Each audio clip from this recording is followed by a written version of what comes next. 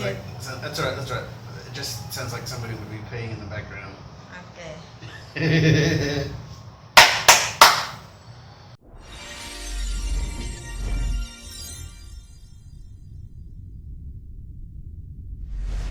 G'day guys, it's Satta here. I hope you're having a wonderful day.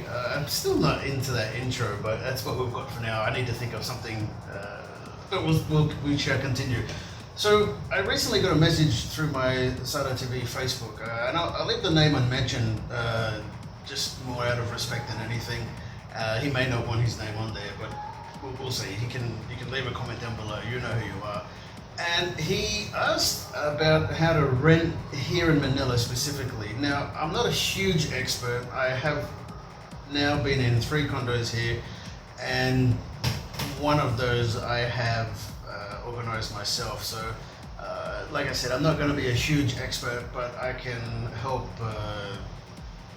get the ball rolling for you, I guess. So, what happens here is everything, from what I can tell, is done through a broker or a real estate agent, depending on what you call it, from whichever part around the world you're from. And basically, you have to be very specific to them on what you want. I just tried to say, find me a condo, and that just didn't work at all. I just got they had no idea. Then I limited it down to a price range and how many bedrooms, and then all I got was one option.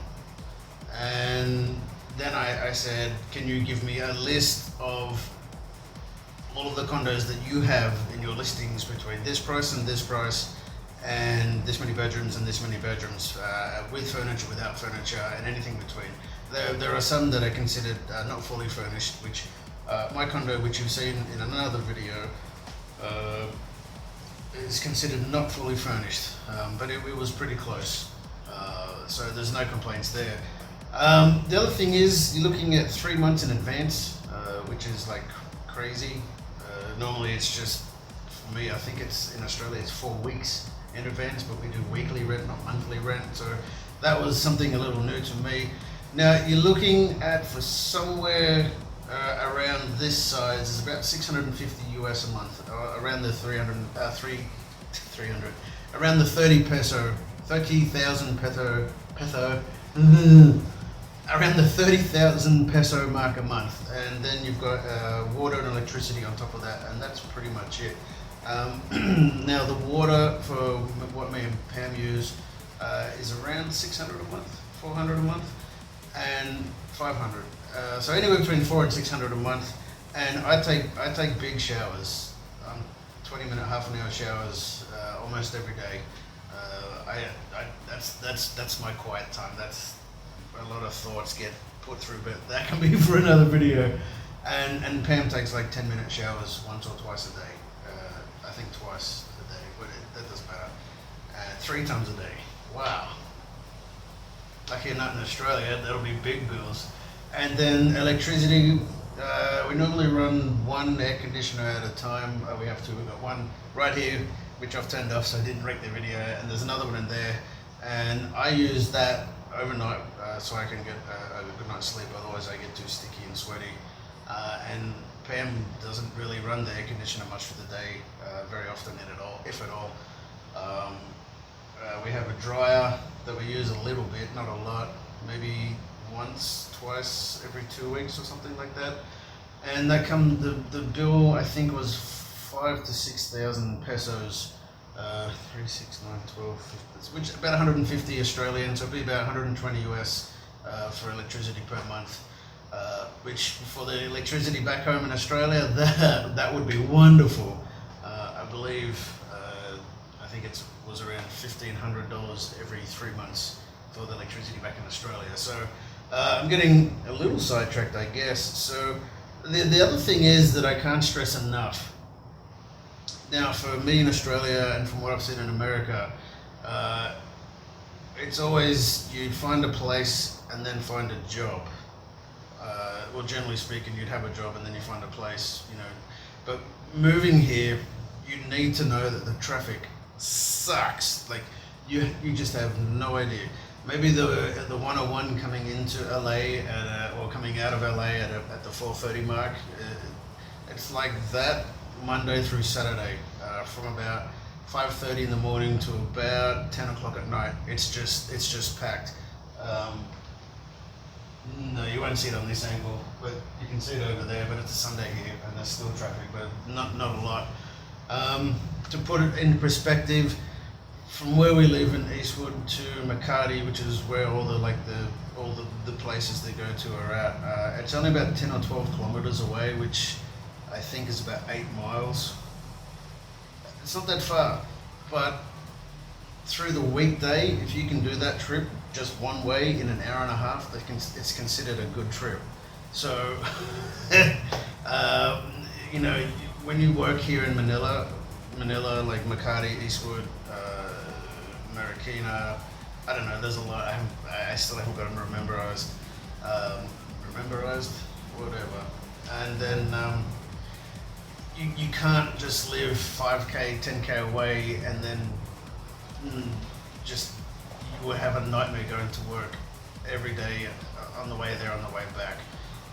Some of our friends, Fernando, who I haven't spoken about yet, he used to live in Marikina, which is 8k away, and sometimes it took him 3 hours to get to work or get home. So he had a 6-hour commute almost every day for like 8 kilometers, 3 miles, 4 miles maybe. And I mean, it's not expensive. That trip would be 200 pesos, 369. So what's that? $4, about $4. So I mean, it's not expensive. It's just that you lose a lot of time of your day, and after you've done working, you just want to go home and relax. So, what I would do is I would find a hotel. Not a super huge expensive one, but even then the big hotels here aren't that expensive. I think they're 5,000 pesos for like the Shangri-La or something for the night. Oh, the Shangri-La's 10? Yeah. But there are other ones that are 5,000, which are considered like 4 and 5 star as well, but that's like $150 a night. And then you can go all the way down to about $10 a night. But you know, there comes a time when you get what you pay for. But you really want to find a hotel when you first come here and just live there, no contract, no rents, just day by day or week by week. And then find a job, and then find a place super close to the job. Because, wrong angle again, because where I work is right there. You've seen the video. I sped it up just a little bit. It takes from here, provided I get a good run on the elevators, it takes me 5 minutes to get to work. It's glorious. 5 minutes there. I come back for lunch. You know, so that I recommend. I highly recommend. So. You know, make sure you find a broker. I'm sure you can probably Google search some. We are partnered, not myself personally, but the people that I work for, Lasertech GPN. We have both companies, I believe. Oh, I forget, but it doesn't matter. One of the companies that I work for, we've partnered up with Lamudi. Now, this isn't sponsored by any means. It's just timing. I'm not being paid, I'm not being asked, I've not even asked for permission. But if you look at lamudi.com.ph, that'll give you some ideas on some renting, and also olx.ph, I think it is, or olx.com.ph.